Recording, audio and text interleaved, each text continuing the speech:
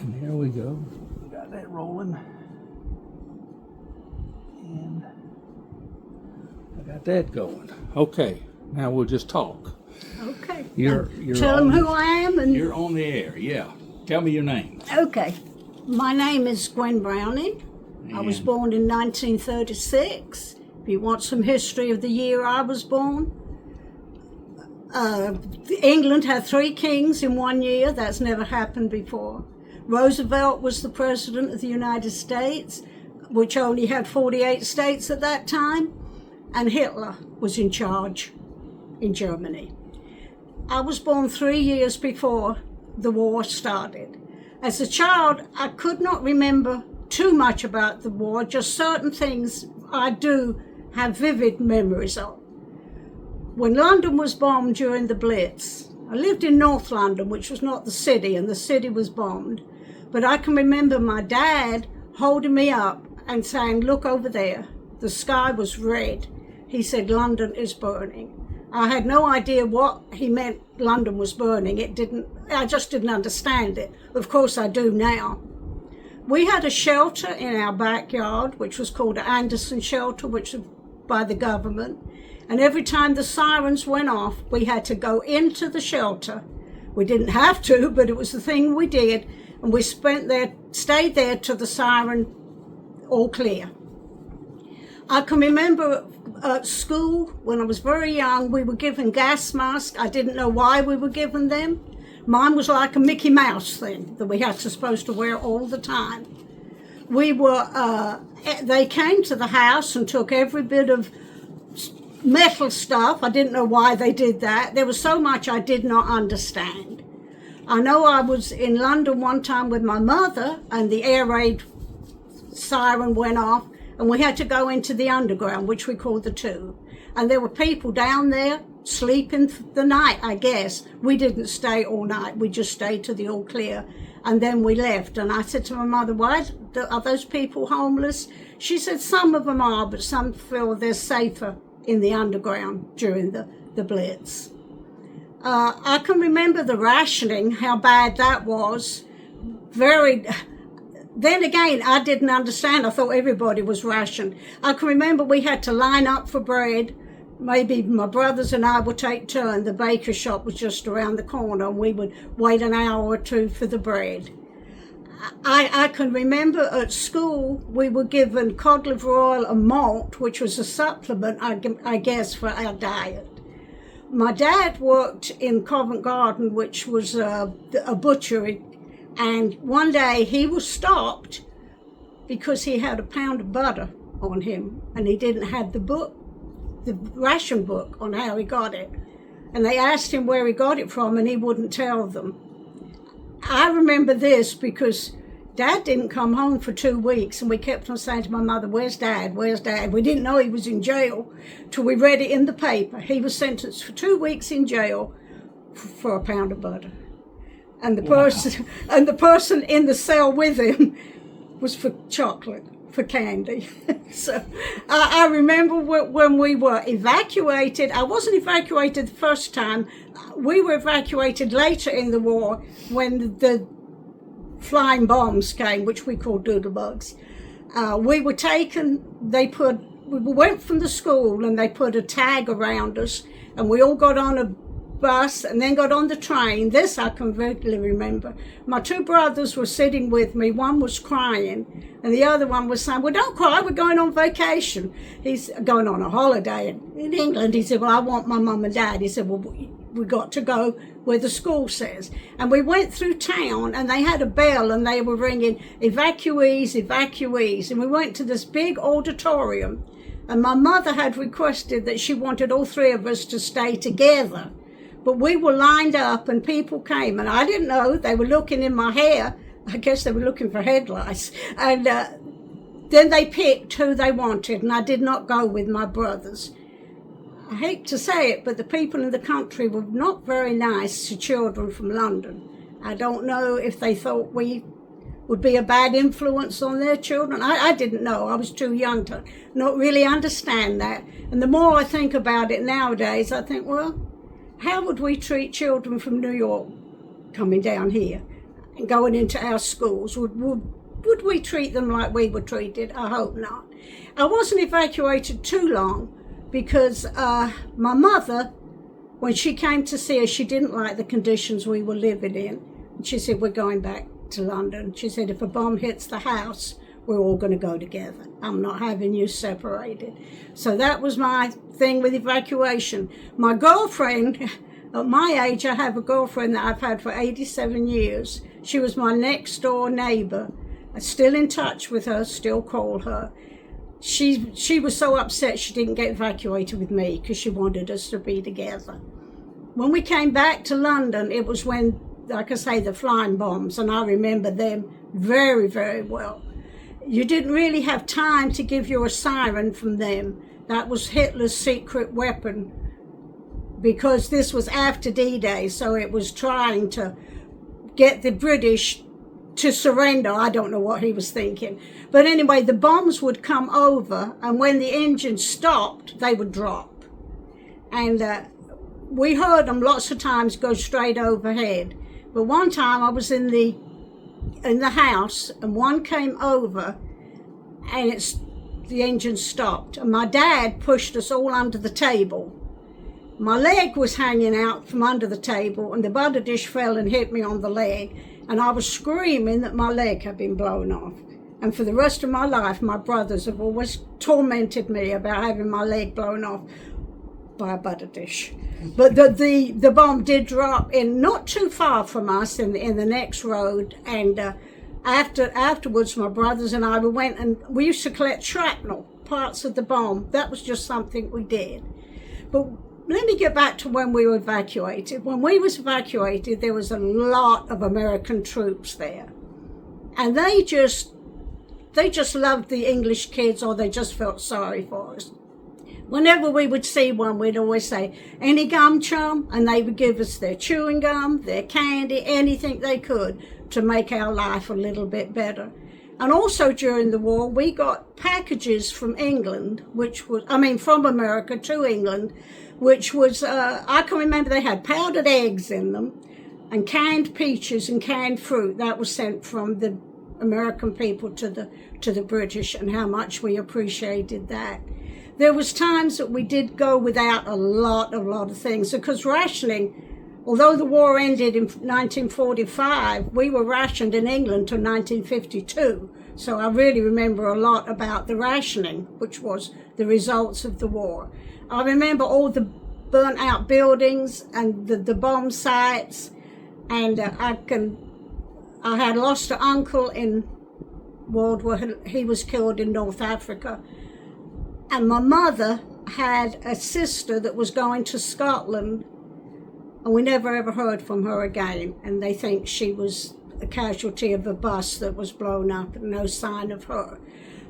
I can remember things that a child should not have to remember about their childhood. A childhood should be a happy time. This was so really strange to me. After I got married in 1959, I married an American, and we went to live in Germany. And I thought, this is strange, looking around here, and I could see some of the bomb sites that they had too. And we became friendly with a German couple, and they invited us to have a meal at their house. And when I was sitting there, I looked up, and there was a picture of a German soldier.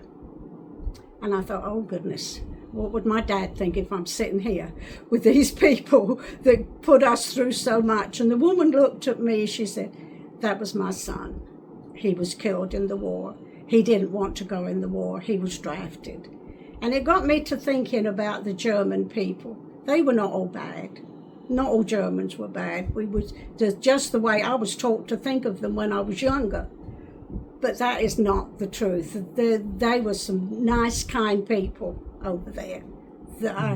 And then I think about myself. I think I'm British by birth, American by choice, and a Christian by the saving grace of Jesus Christ. Tell me about these pictures here. Okay, I have some pictures here. This is my mother and dad. Hold it up so I can tell which one. can you see that? Yeah. This is my mother and dad and me, and by the side is the Anderson shelter. You can put it down now that we went into. Of it. Yeah. This is me with my 2 younger brothers. One of them, when the air raid warning went off one time, he was walking. Children back then used to go out on their own, and he was walking by a movie theater, and he went in. They pushed him in, and he stayed in there and saw the film through twice while we had the police and everybody looking for him. This is me again with my older brother that was he was in the commandos and fought in North Africa, which he would never ever talk about the war. He just does not wish to talk about it. Something that he saw things that he said nobody needs to know about. This is the rationing we had during the war. The rationing. One person, this is for one person.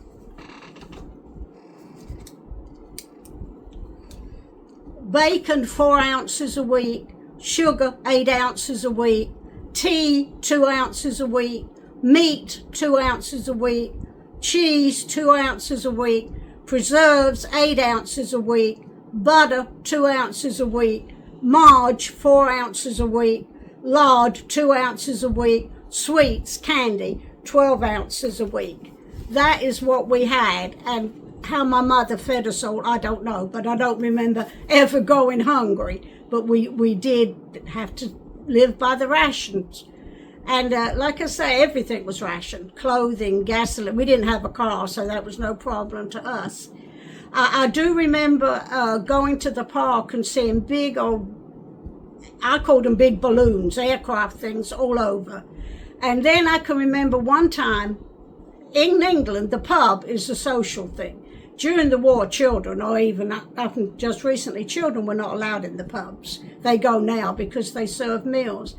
But my dad had stopped in, and I was waiting outside in the little lobby, and he gave me a glass of lemonade, and I heard a noise, and it was like gunfire, and I thought, what is happening? All of a sudden, a man pushed me into the pub. That's the first time I'd ever been in a pub. He said a German plane was machine gunning along the high street.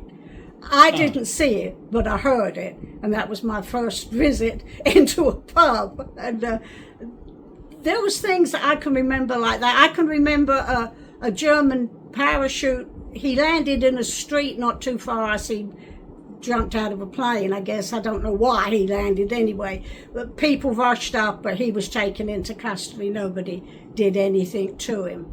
There was so many different memories that come back. But like I say, if there was a war on, that was all I knew. From a child, that was just what I knew. This is a war. Right. And I didn't know any different. I didn't know that the whole war, I didn't know which world was at war or anything about it. We didn't have TV. First time I ever saw television, my mother took me to my aunt's house, and that was in 1948, and they were televising the Nuremberg trials in Germany. And I sat and watched that with my aunt and realized just what did go on in Germany during the war. Things that we didn't, like it is nowadays, they let you know everything when it's going to happen, and so we didn't know what was going on. Wow. Right. Now you talked about the flying bombs. Mm-hmm. Was that the V2 bombs, yeah. Bombs? There was V1 and V2, and thousands of them was thrown over into England. And they said they came too fast for our planes to shoot them down. So, so that. And what did you call them? We called them doodlebugs. I mean, I don't know, that's what my family called them, what everybody called them, but we could hear those things whistling right across, and that was, I don't know, but at the time I think we were the only country that had ever been attacked with flying objects.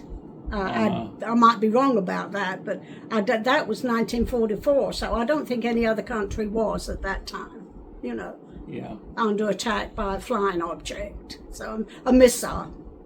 And the one that landed near your house, yeah. You didn't have time to get into the shelter. No, we never really had time to get in the shelter with any of the flying missiles because there was no warning given.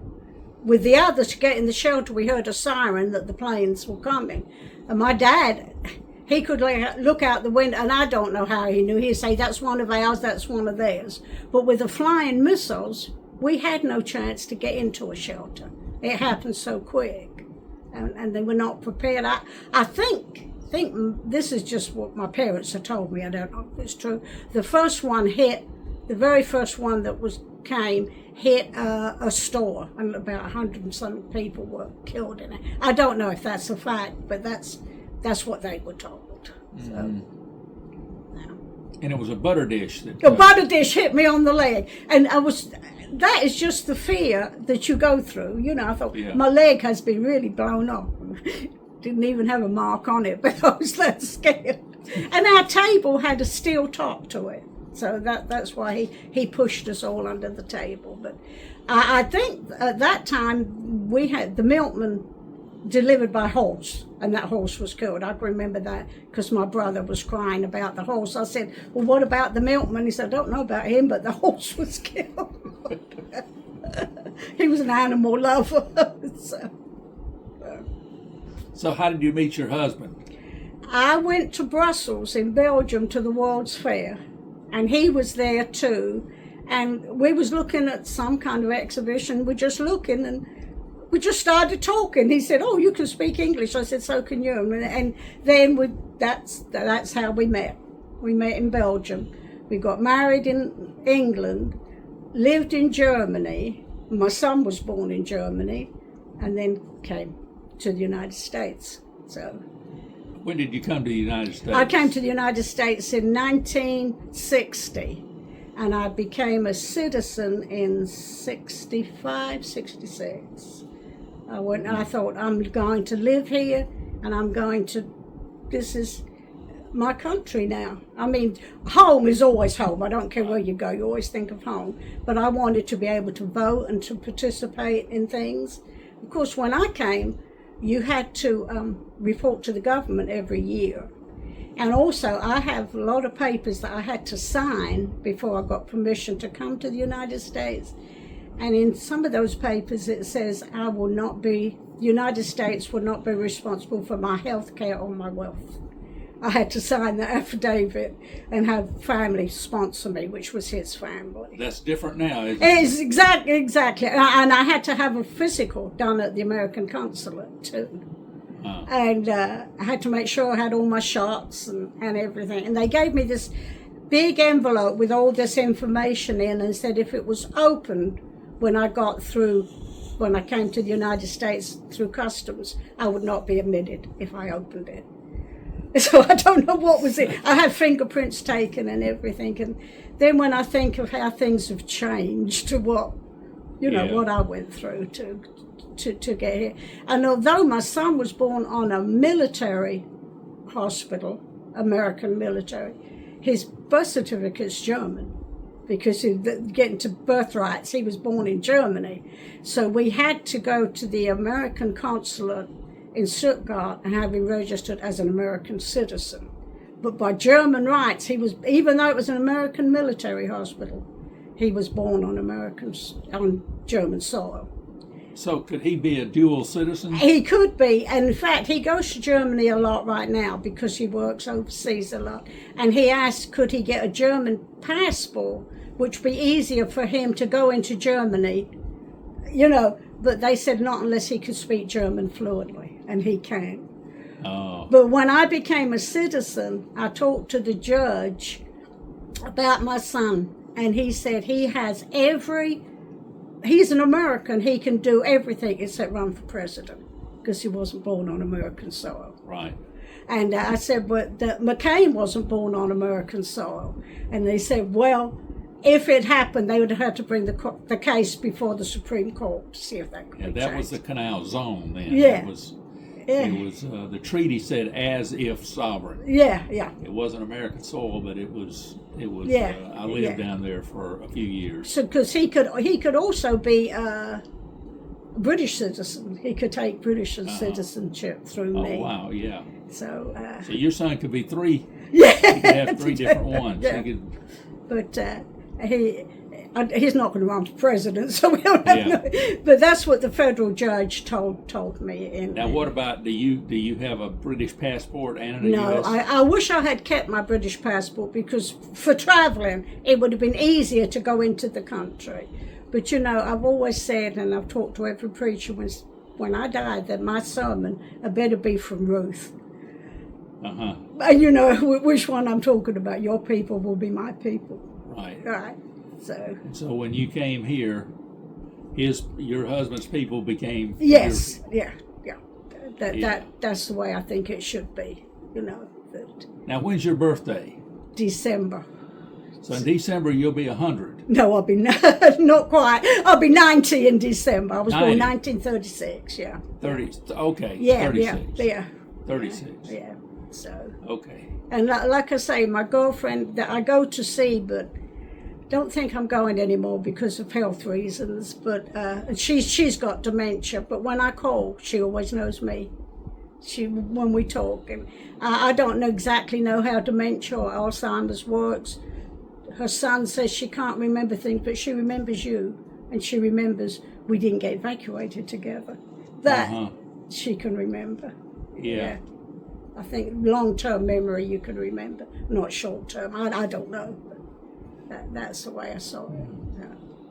Well, is there anything else you can think of you want to add? I think, like I say, that there were so many, there were so many Americans, Canadians, Polish, all different people in the United, but the Americans were so nice to us. Of all the foreign troops that was there, and my aunt used to.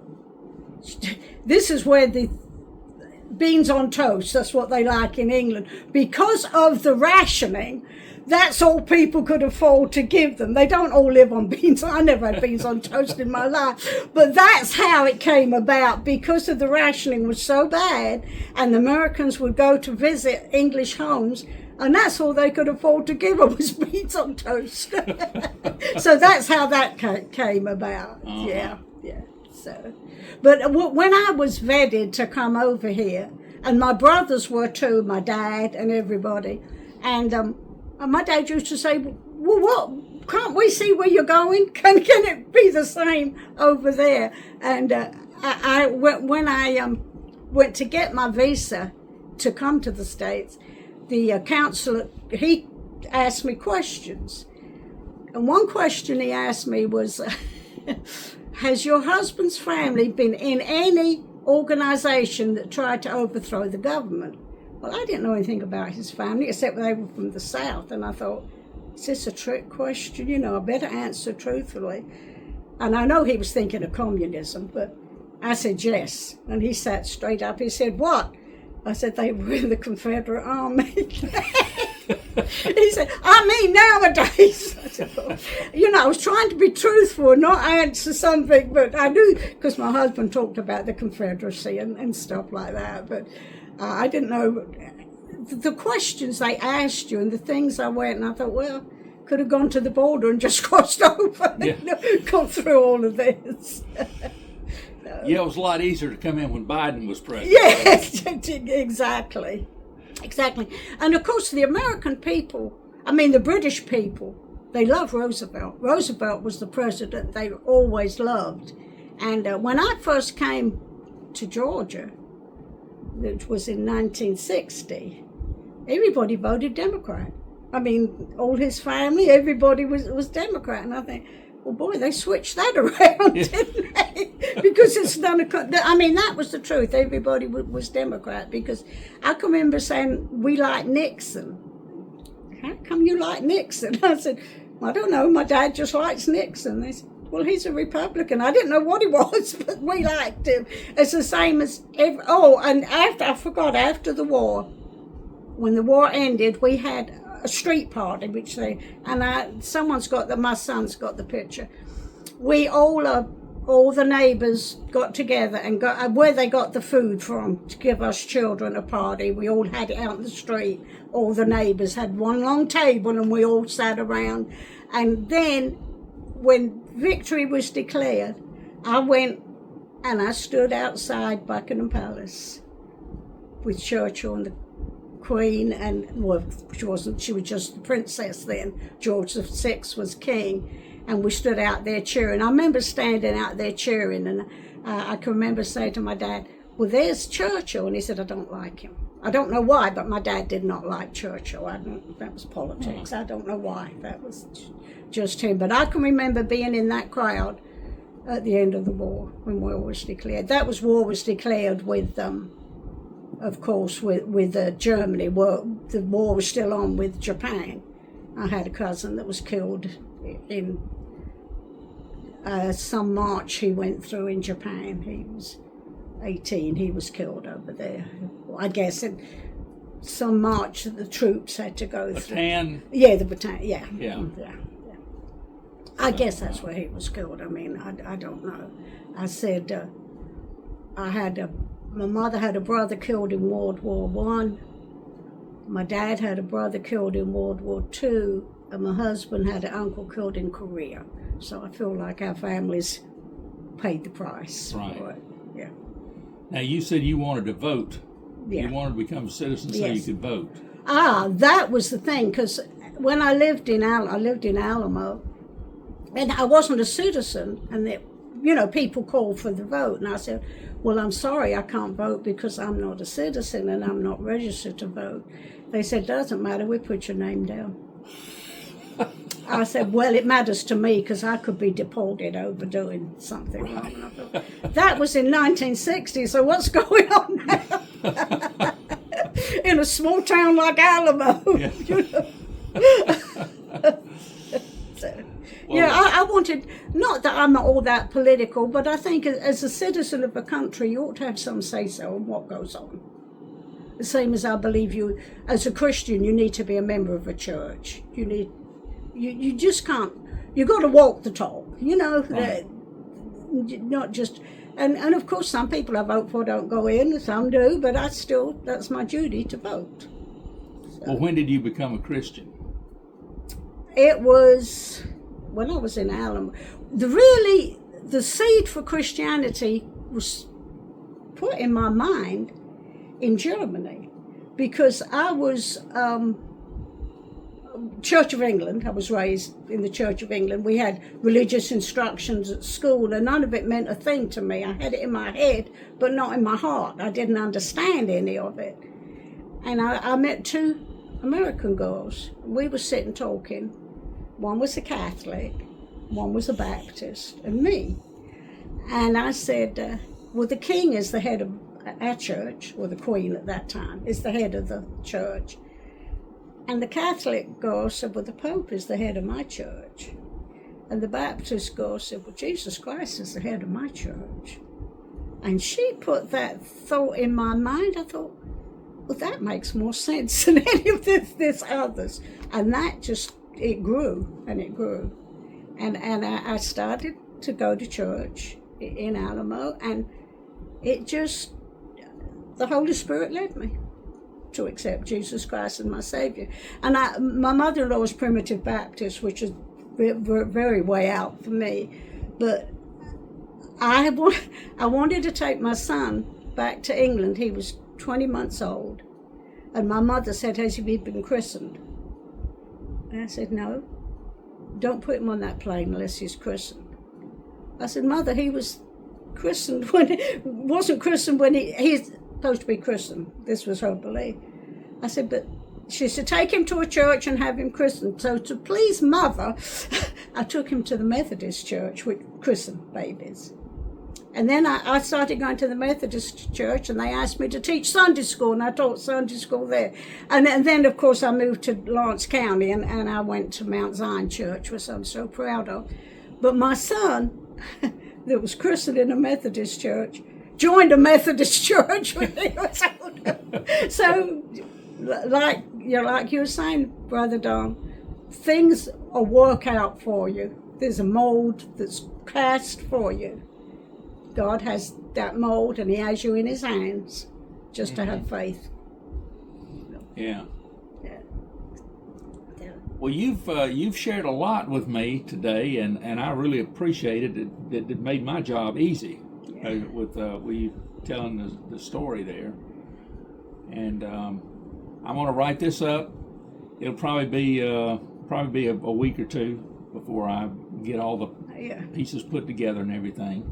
But I'll let you know, and I'll put it out on Facebook. You can share it with your friends on Facebook. Okay. Like I say, a lot I can remember, and a lot was just told to me. Right. But the actual things I can remember London burning. I can remember that. Didn't know why, but I can remember the sky being so red. Uh-huh. Yeah. And you didn't really know what it meant. No, I was a child. I didn't know that everybody had to go to shelters when a siren. Why did they call them, what did you say, Anderson? Anderson, I don't know, unless the man that designed them was not, I don't know, but the government provided those for everybody's They house. came by and built one for you? Yeah, I guess so. But I mean, I don't know, but I don't know why they were called Anderson shelters. And if you look at some of the pictures, the houses across have got paper in there. And of course, we had to blackout. Everything had to be closed. All the curtains had to be drawn big black. Everything had to be. I guess so. The planes couldn't see us. I don't know. We had blackout. We just had to. And my mother had to do some kind of duty because everybody had to do something except the Irishman that lived next door. They were not at war, the Irish, so he didn't have to do anything. And also different things. I remember us parachutes, the silk. Mother ripping them up and folding it out. I don't know why we did that. They wanted the silk, I guess, from the parachutes. I never understood that either. Like I say, a lot of things I don't know why it happened because I was too young. Yeah. But I remember it happening, So. Yeah. Yeah. Well, I think that'll do it. Let's see here. Well, I hope I gave you enough that. I'm sure you did. I went to my great-grandson's school in Athens. Like I said, they were reading a book, and he told the teacher, so I had to go. I went up there. I didn't know there was going to be someone from the newspaper and had an article in the paper about it. The